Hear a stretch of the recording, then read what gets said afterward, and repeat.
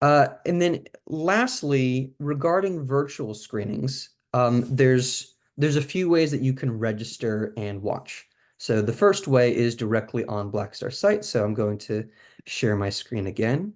We go to blackstar.org/festival.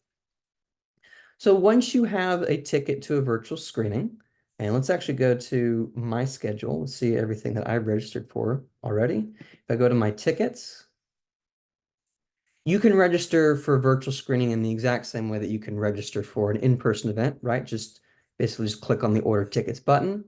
Actually, let's go to the schedule. Let's order a new virtual screening. Click on virtual.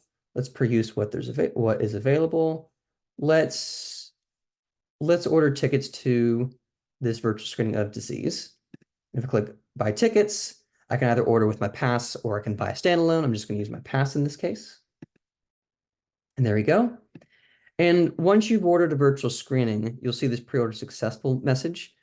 But once the screening is available, so on August 1st at 5:30, this will change into a Watch Now button, and you can watch the screening directly on Blackstar's site. Alternatively, you can also go to Blackstar's virtual catalog, which is on watch.blackstarfest.org. And this houses every virtual screening as well in the festival. You can just peruse the schedule, search up whatever screening you want to watch, and just pre-order it directly from this page as long as you're logged into your account. And every screening that you've ordered for virtual will be in your My Content library, which you can access on watch.blackstarfest.org if you click on the initials in the top right corner of your name, and you'll see this My Content library section. And this will be every screening that you have registered for, just like that. Regarding registering for virtual screening, so each virtual screening will be available for 2 days once it becomes available. You will have that full period to start watching your screening. So once you start watching, you'll have a 2-day watch window to finish watching. So you'll be able to, you can pause, rewind, fast forward within that entire 48-hour window, as long as you started watching within that availability period of that screening. And you will see the availability and watch windows on the confirmation emails when you order virtual screening, or if you're on watch.blackstarfest.org, and if you're on a specific screening page, you also see further down how long you have to start watching and how long you have to finish watching once you start. In addition to watching on these pages on a browser, you can, of course, as I mentioned before, you can watch directly on the mobile app.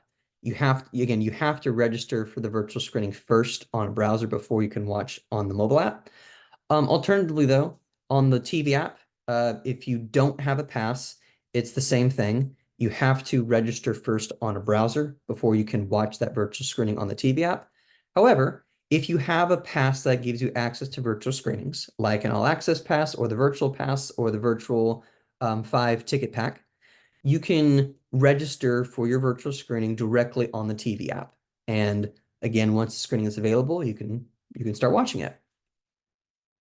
Then lastly, the other ways to watch on your TV, if you don't have the TV app, if you don't have a way to download the TV app, if you have a Google Chromecast device, and if you have an Android device or a Mac or a Windows computer on and an updated Chrome browser, you can use Chromecast to cast the virtual screening from your computer or Android device to your Chromecast device on your TV. If you have a TV that supports Apple AirPlay 2, you can also AirPlay from your mobile device or your computer to your TV. You just have to make sure that you're using a Safari on a Mac computer or an iPhone or an iPad.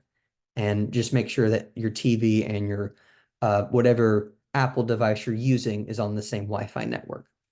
And then lastly, if you don't have any of those methods, but you still want to watch on TV, if your TV and computer both have direct HDMI ports, you can just use a direct HDMI cable to hardwire those two together and watch that way.